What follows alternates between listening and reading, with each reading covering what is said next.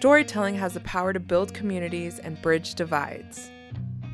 Learning about the folks around you is a simple first step. Join us as we connect with our neighbors to hear their stories and explore the ways they bind our community together.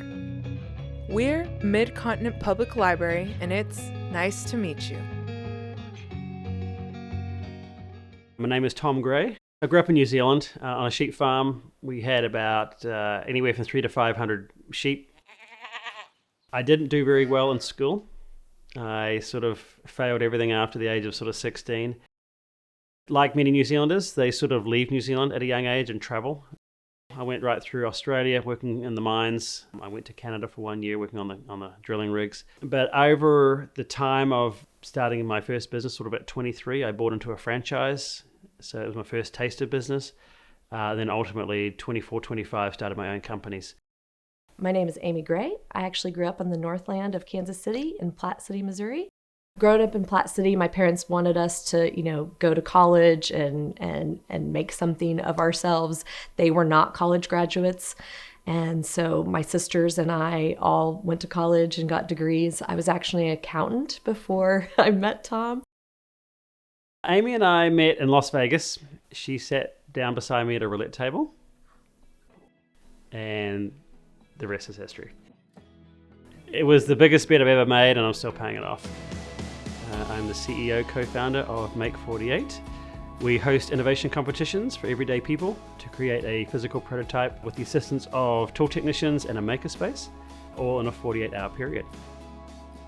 We started the competition as fun, and it's soon become pretty powerful as an educational event, competition, and documentary series. We focused on the Midwest primarily because these are the often forgotten states and cities that don't really get the opportunity to do these type of things. Indiana, Kansas City, Wisconsin, Arkansas have really smart people who have really great ideas who can solve world problems, but we're just forgotten about. I was able to support the business by doing all the bookkeeping and any of the bookwork and emails and all that kind of stuff while raising a family as well. A year after I met Tom, I moved to Australia. Spent several years just supporting him in his businesses that were down there.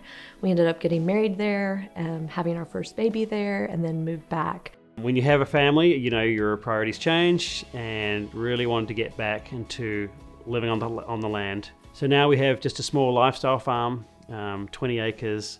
We try to live sustainably best we can. We grow all our own meats, harvest those on the farm. I do a lot of the cooking, but Tom is not afraid of the kitchen either. Same thing on the farm. He knows that he can count on me. Like if he has to go away, I'm out there in the frozen water in the middle of the winter, making sure that the animals have fresh water to drink. Not always pleasant, and I have, complained a few time or two. I have ice chips and they're getting into my mascara, Outside of work, we just farm, but it's something we love. It's our passions, and it's something we want to teach our kids, that work ethic. You've got responsibilities, you've got chores you've got to do. So we do a lot and expect a lot, and then they rise up. And hopefully as they grow up and leave home, they've got that instilled with them.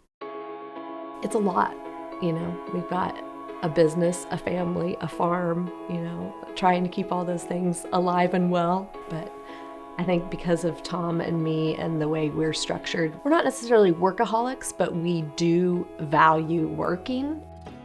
It's a little daunting from looking outside in to our lives. Sometimes they're like, how do you do it? But that's just our personalities. Tom and I are both go-getters. We cannot sit still a lot of the times. We just know that in order to get all the things that we want to get done, we have to help each other out.